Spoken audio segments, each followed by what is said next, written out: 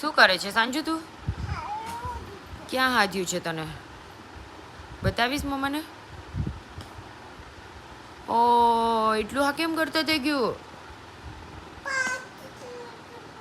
હા પડી ગયું તું? કેમ કરતા પડી ગયો? પગ થઈ ગયો? શું કરતું તું તું?